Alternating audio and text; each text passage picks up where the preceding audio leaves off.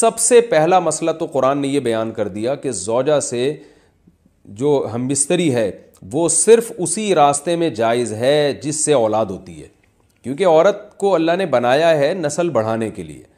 تو کوئی بھی ایسا ہم بستری کا طریقہ اختیار کرنا جو نسل بڑھانے کا ذریعہ نہ ہو، یعنی وہ نیچرل نہ ہو، تو وہ حرام ہے. تو اس میں اللہ نے یہ حکم دے دیا.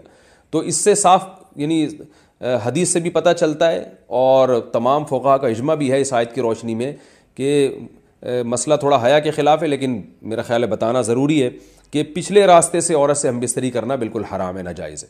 اور نبی صلی اللہ علیہ وسلم کی اس پہ بہت شدید لعنت ہے، بہت شدید وعید ہے.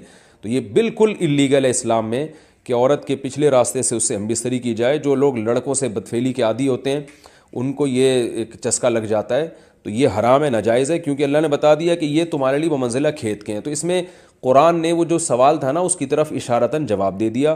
اور آگے فرمایا فاتو حرثکم، تم اپنے کھیت کے پاس آؤ، یعنی پیداوار بڑھانے کا جو ذریعہ ہے اس جگہ کی طرف آؤ، انا شئتم، جیسے چاہو. یعنی باقی جس طرح سے تم چاہو زوجہ سے ہم بستری کر سکتے ہو، اس میں کوئی خاص طریقہ متعین نہیں ہے. میاں بیوی کا ایک دوسرے سے کوئی پردہ نہیں ہے. ہن لباس لکم وانتم لباس لہن، یہ دونوں ایک دوسرے کے لیے لباس ہیں. تو اس میں طریقہ کار کوئی بھی ہو سکتا ہے، کسی بھی طرح سے کرنا چاہو ایک دوسرے سے لطف اندوز ہو سکتے ہو. لیکن فاتو حرثکم، آنا موضع حرث میں ہے.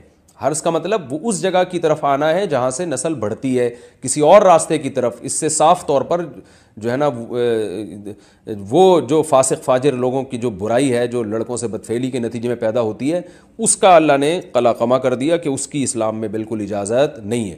باقی طریقہ کار کیا ہوگا یہ تمہارے اوپر، اس کی اللہ نے تمہیں اجازت دی ہے.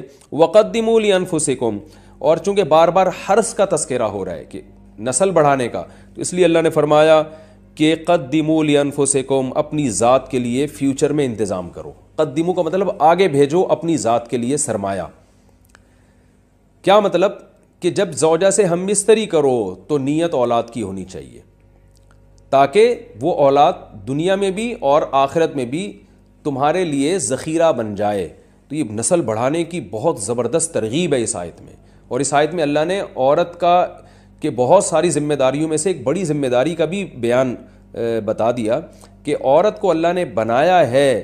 جو مرد اور عورت کا جو فرق رکھا ہے نا، اس فرق کی بڑی وجہ یہی ہے کہ مرد کے اسپم کو اللہ نے بیج کے طور پہ پیدا کیا ہے اور عورت کو اللہ نے زمین کے طور پہ.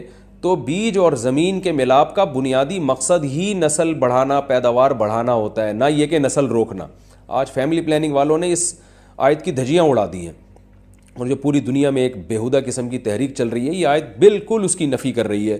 اس لیے اللہ نے فرمایا کہ اچھا، اللہ نے اس کا بھی جواب دے دیا کہ جو فیملی پلاننگ والے کہتے ہیں نا نسل بڑھنے سے تمہارا نقصان ہوگا، خرچے بڑھ جائیں گے، تو اللہ فرماتے ہیں قدموا لانفسکم، تمہارا فیوچر بن جائے گا، سنور جائے گا. کیونکہ اولاد پہ اتنی انویسٹمنٹ نہیں ہوتی جتنا اس کا آؤٹ پٹ ہوتا ہے. ان پٹ کم ہے، آؤٹ پٹ زیادہ ہے. انویسٹمنٹ کم ہے، اس کے جو پروفٹ ہے وہ زیادہ ہے، دنیا میں بھی اور آخرت میں بھی. تو اللہ نے فرمایا اپنے نفس کے لیے، فیوچر کے لیے انتظام کرو، بڑھاپے کے لیے انتظام کرو. تمہارے بیٹے ہوں گے، بیٹیاں ہوں گی، پوتے ہوں گے، نواسے ہوں گے، بہویں ہوں گی. یہ دنیا کا مستقبل اور آخرت کا مستقبل کیا ہے. جو عبداللہ بن عمر رضی اللہ تعالیٰ عنہ نے جب نکاح کا ارادہ ترک کیا تو آپ کی جو ہمشیرہ تھی حضرت حفصہ، انہوں نے فرمایا کہ نکاح کرو، تمہارے اولاد ہوگی، دنیا سے جاؤ گے تو تمہارے لیے دعائیں مانگے گی. تو یہ آخرت کے لیے ذخیرہ ہے.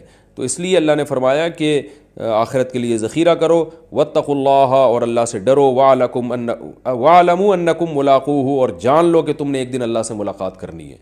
تو جتنے حکام اللہ نے تمہیں اس آیت میں دیے ہیں ان تمام حکام کو تم نے فالو کرنا ہے. وبشر المؤمنین، اور ایمان والوں کو خوشخبری سنا دیں.